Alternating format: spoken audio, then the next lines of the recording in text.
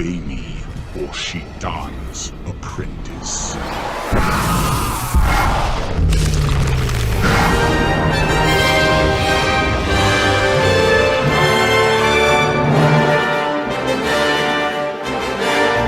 Hey guys, this is Darth from the Scoundrels Cantina, and welcome to another episode of A Star Wars Story. In this video, I'll be telling you the story of the Jedi General, Rahm Kota, who is most notably seen in both of the Star Wars The Force Unleashed games. Also, we're mixing the expanded universe and canon as always, so let's begin. Born and raised on a war-ravaged planet, Rahm Kota fought in a brutal trench warfare that devastated his homeworld before the age of 10. Eventually, the Jedi Mace Windu was dispatched to the planet to negotiate a peaceful resolution to the conflict. Windu met and befriended Kota, now aged 18, and found that he was strong with the Force. After completing his mission, Windu sought to have Kota return with him to the Jedi Temple on Coruscant to have him trained in the Jedi art. Despite the fact that he was well past the traditional age of acceptance for new apprentices, Kota was inducted into the Jedi Order and trained under Jedi Master Yoda himself, and eventually attending the rank of Jedi Master. At some point, Kota took Fallon Gray as his Padawan and trained him as a Jedi. Gray was badly injured sometime prior to 22 BBY, and Kota landed on the planet Kamino for medical assistance. The native Kaminoans healed Gray but took a genetic sample from him without his knowledge or consent. Unknown to Kota and Gray, the Kaminoans were renowned cloners and used the DNA sample to create two clones designated X1 and X2. By the beginning of the Clone Wars in 22 BBY, Kota was a Jedi Master and was appointed as a Jedi General in the Grand Army of the Republic alongside his contemporaries. However, Kota believed that the clone troopers produced by the Kaminoans were not fit to be soldiers and refused to lead them into battle. He did not believe that clones could be as creative or as intelligent in the field as non-clones. Instead, he organized and trained his own militia, which included the members of local planetary militias, mercenary groups, and even separatist prisoners of war. Kota and his militia served with distinction, fighting as both a regular unit and a special operations force on several fronts, including several successful offensives in the Outer Rim territories.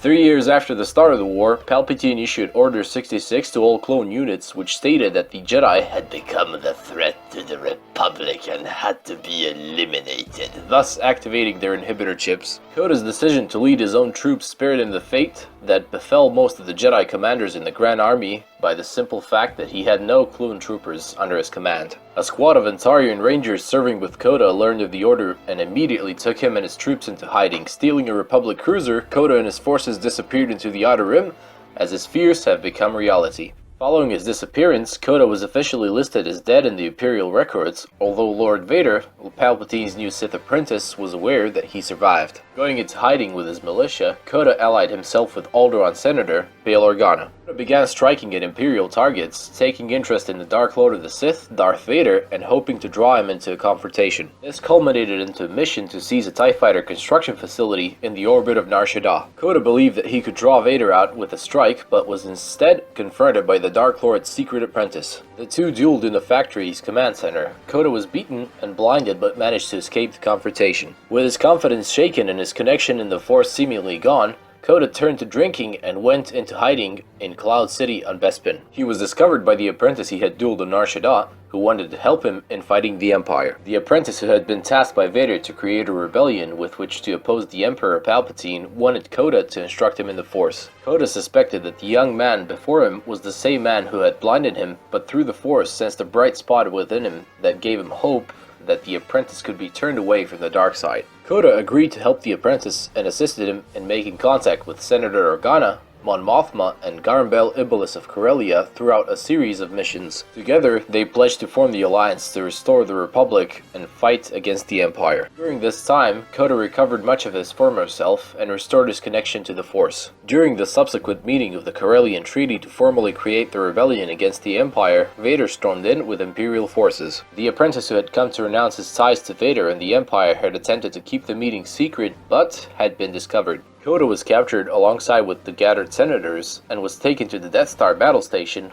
which was still under construction. Kota was to be interrogated and executed by the Emperor himself. The apprentice, who had been left for dead on Corellia, infiltrated a superweapon and fought his way to the prisoners. After engaging and beating Vader in a duel, the apprentice rescued Kota from a forced lightning attack by the Emperor. While the apprentice held off the Emperor, Kota and the Senators escaped the Death Star aboard the apprentice's ship, the Rogue Shadow. Regrouping at Kashyyyk, Kota joined the Declaration of Rebellion, an official proclamation of the group's intent to oppose the Empire's rule. Over the next years, Kota served as a general in the Alliance, using his own squad of commandos to assault Imperial targets. Captured during a mission to Cato Nemudia, he was forced to fight in a gladiator combat for the amusement of the world's ruler, Baron Tarko. Kota was eventually rescued by Starkiller, a clone of the Apprentice, although Starkiller was more interested in fighting Juno Eclipse, who had been captured by the bounty hunter, Boba Fett, and taken to Vader, than in fighting the Empire.